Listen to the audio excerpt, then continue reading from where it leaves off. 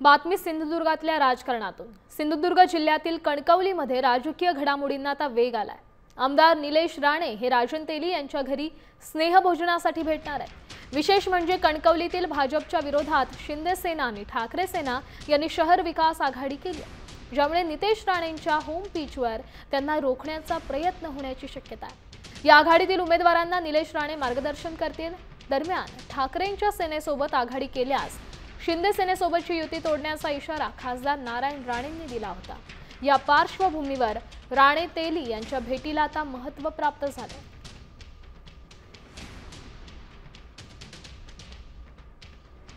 नुकताच जो आता पालघरचा जो विषय आता होता की ज्या पदाधिकारी जो आता प्रवेश झाला त्याचं एका केसमध्ये त्याच्यामध्ये त्याचा संशयित गुन्हेगार होता आणि ज्यावेळेस कार्यकर्त्यांचा रेटा वाढला त्यावेळेस प्रदेशाध्यक्षांना नोंद घेऊन त्याला स्थगिती द्यावी लागली।